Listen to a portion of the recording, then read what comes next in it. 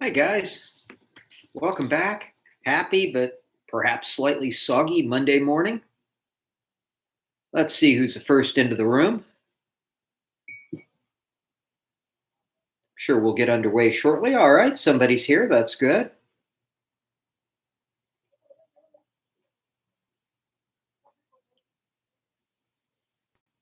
We will be getting underway momentarily.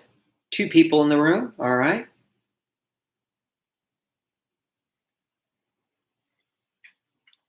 Hello, Patricia and Michael and Evan. Of course, Evan, I knew you were going to be here. You're always one of those guys who's there right at the beginning. Uh, Clara, hello. All right, we got the usual suspects here. That's what they used to say in the old detective movies, that you would have these sort of inefficient police, and there'd be some horrible crime that would happen in town, and the tired old police inspector would say, round up all the usual suspects, which meant, the town drunk and, people they didn't like, and, so forth. Evan, oh, you've already done your quiz. Wow. Wow. Congratulations. First off the line. Boy, I'm hearing wet outside my window here. That sound when cars are going down the street and they're kind of splashing and all that. Yeah. Yeah, I was out earlier and it was a little soggy. All right, time to start. We are getting really near the end of the semester. So, if nothing else, I think you should feel good about making it through this semester, which is like, none other. I mean, literally, there has been no other semester in the history of higher education that has been like this one. All right, let's get into the. Oh, hi, Stefan. Good to see you. First announcement. There was a Zoom media panel that was run by Career Education last week, and I think some of you were a few of you attended, some of you didn't. You're going to have a second try at this, and please note this is purely extra. It's not something you have to do. But this Thursday at 6 p.m., there's going to be a second media panel. And I think this one would be particularly interesting if you are a photography student, because it's going to be two professional photographers and a graphic artist with our public information department. And I can tell you, Ann Simon, the graphic artist, she's also the school's photographer. So I think that if you wish to be a professional photographer, this Thursday's panel would probably be a very, very good one. And I will take that same assignment for 5 extra points, where you summarize the panel and turn it into me. I'll let you do that one with this Thursday's panel too, because I think it should be a quality experience. All right, second announcement. Glendale College student elections are going on this week. If you are a student, I believe all students are eligible to vote. I don't know if it's dependent on having a certain number of units or what have you, but I think all students can vote. As for how you vote, I don't quite know. You should probably take a look at the college website for that. As a matter of fact, I'll look that up, and on Wednesday I'll mention how do you vote this semester, because it's a little different. Well, anyhow, I'm bringing up student elections because I made the offer that any candidate for student body office, I will put a link to their video or other campaign literature in the announcements. Now, so far, just one candidate and her slate of other, like, down ballot candidates have taken me up on it. So I posted the campaign information for that candidate.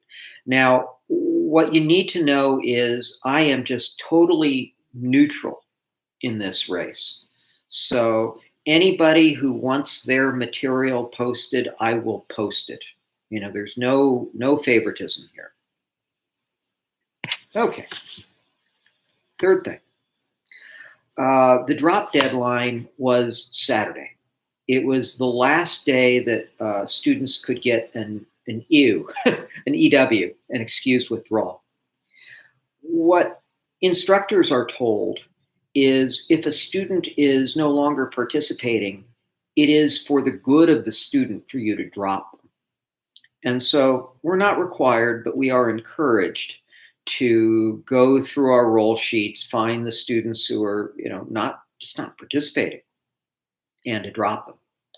I don't think that there's anybody here who I dropped. Just looking at the names here, no, you guys are all students in good standing.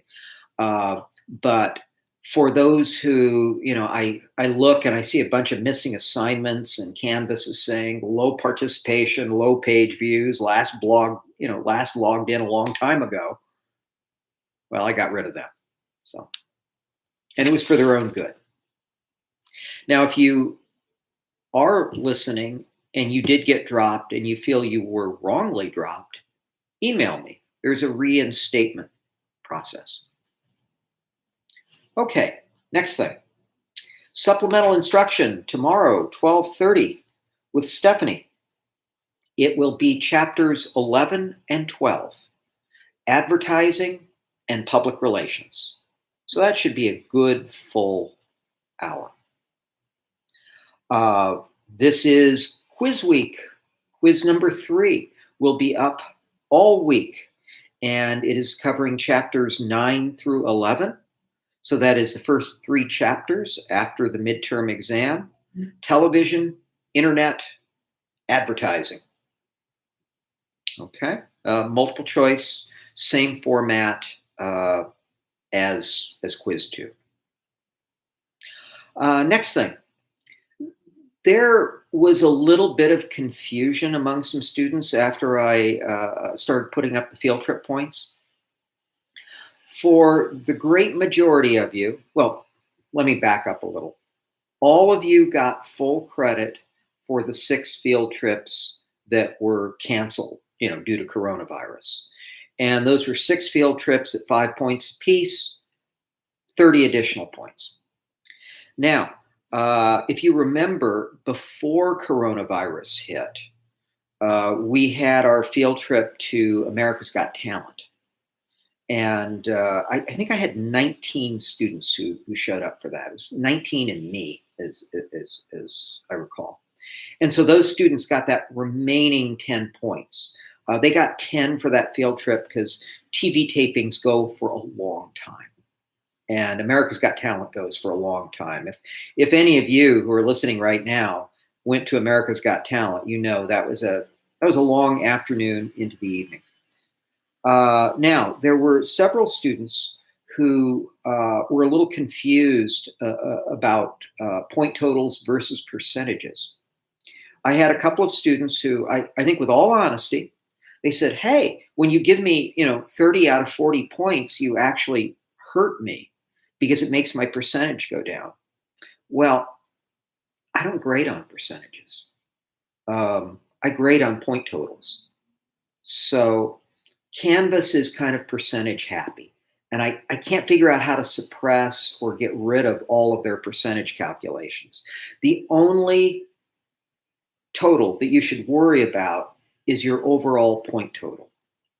And you got 30 more points for those 6 field trips that were canceled. So it's an unmixed blessing. And I have no hidden agenda on this. It was a gift, and it is a gift. All right. Now, let's get to the question of the day.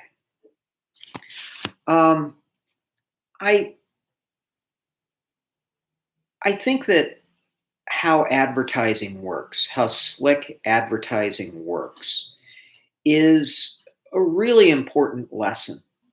Because really, when you think about what these very skilled people are high level propagandists. When you think about those two car ads that we saw recently, where we're not selling the Chevy truck by saying, "Hey, look at its reliability ratings," or look, it can tow a 5,000 pound boat, or something like that. The ad was all about making the owner feel like a rugged, individualistic cowboy. And you'd say, well, how's a vehicle going to do that? Or the Range Rover ad, where it's telling some person, just because you own this car, it'll turn you into an alpha dog. Well, I don't think so. I mean, if that were true, instead of holding a student body election this week, I guess we'd just have a parade of the candidates' cars. So, all right. With all that in mind, I want you to channel your inner propagandist. Yep. So here's my question of the day. And it's rooted in the idea of the anti-mask protests. I can understand the people who on a beautiful sunny day might want to lay on the beaches of Orange County. I mean, that at least makes sense. But gee, folks who get really hostile about having to do something as minor as wearing a mask, that's a little odd. So I was thinking about how we could create a propaganda message. And it's not like, hey, you'll help people's health if you wear a mask. It's, think about those car ads. It'll make you feel like a cowboy. It'll make you feel like an alpha male, what have you. All right, so here's the question.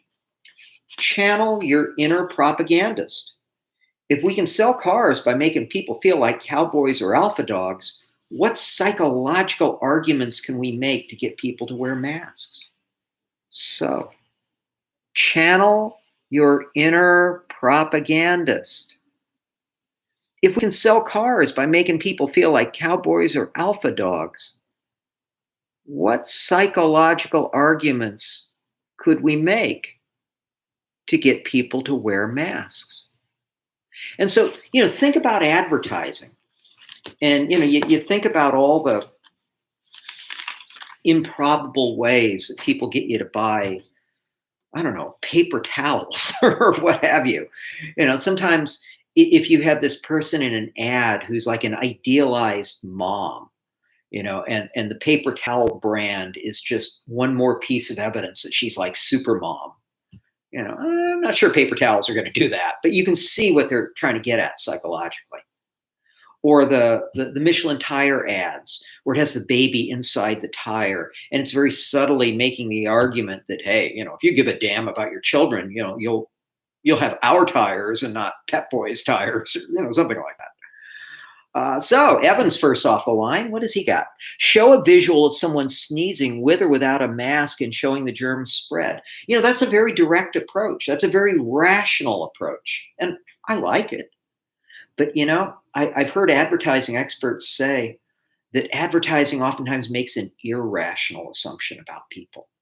They said that if you can grab them by their emotions, right, that's what'll really motivate them. Let me give you another example while we're having other ideas come in here. I watch some pretty cheesy television channels, old movie channels. And you get ads for things like, the tactical flashlight. And gosh, the ad portrays it as just the most macho piece of equipment ever. It's like this semi-military instrument.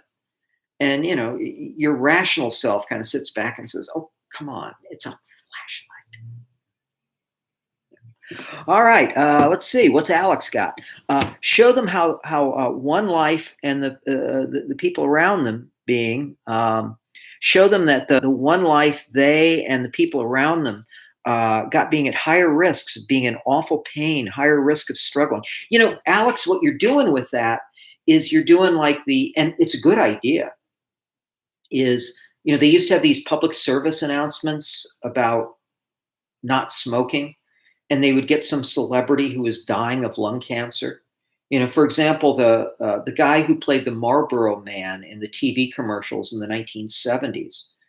By the early 2000s, he was dying of lung cancer, and so he made a public service announcement where this guy who was once this super handsome, buff, 6'4" macho man cowboy, how now he was in the ICU, just this shriveled, horrible, decayed version of himself. He's got tubes running in and out. And, he's talking about how smoking was such a terrible thing. Yeah, you could take that approach. I agree. I agree. Let's see. Sophia is saying wearing the most expensive looking mask with a cool design will make you popular. Everyone in the grocery store will surround you to admire it while staying 6 feet away. Sophia, you're nailing it. Really, this is it. One thing you can do, you can appeal to a sense of fashion. Yeah, and a sense of status. So yeah, Sophia is really on the right track here. This is what I'm looking for. Let's see. Tayun, show that wearing a mask will make you feel like a celebrity. Yeah. Like a K-pop idol versus showing a person not wearing a mask will become sick. Or the person not wearing a mask is just ignored. They're nobodies. You wear the right mask and it makes you sort of like a celebrity. And you can't say it because it sounds ridiculous. But if you can show it, hey, then you got something there, right? Right? Anyone else want to channel their inner propagandist? See what we've got? Let me just say that I think we got. Oh, what's Michael got here? Overload imagery with American nationalism. Good, yeah, because I was waiting for the more macho side of this, and Michael, I think you're getting into this, like the bald eagle or flag prints. Yeah, you could have like this aggressive screaming eagle mask or something, or the yeah, and it could be like you are just one bad dude if you if you wear this. Yeah. Armin, show them people in 2070. Oh, that's interesting. Watching an old video from 2020 and appreciating people who are wearing masks and paving the way for the human race to continue. It would be kind of funny about if you could, in some comedic way, because sometimes you can make the most serious points through comedy, is you could have this, this guy who is like this, big dominant wrestler type, but and he was seen as this great leader and all that. But what happened? Did he go on? Did his family go on? No, they didn't wear masks. So maybe you're onto something there, Armin. Yeah. Or Michael is saying, look, you could take these guys who are these sort of symbols of macho and have them, have them be good role models. Yeah. And especially if we're talking about kind of how do I say this? Cultural conservatives not wanting to wear masks. If you got the right people, if you got wrestlers, stock car drivers, I don't know, rodeo stars wearing masks, that could definitely help. That could. All right, good discussion. I wasn't sure that was going to take off, but you guys responded real well.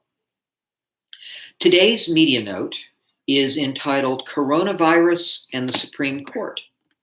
And, all of America is doing business differently than they usually do it. And that includes the Supreme Court. And I thought I would do this media note because we're entering the media law chapter today. And I think the Supreme Court particularly needs to be protected from coronavirus simply due to the age of the jurists. And so listen to the NPR story about that, and then take the little media note quiz. And then once you are on Canvas, go off to the audio lecture for chapter 13, and you are going to listen to the first half of the media law chapter.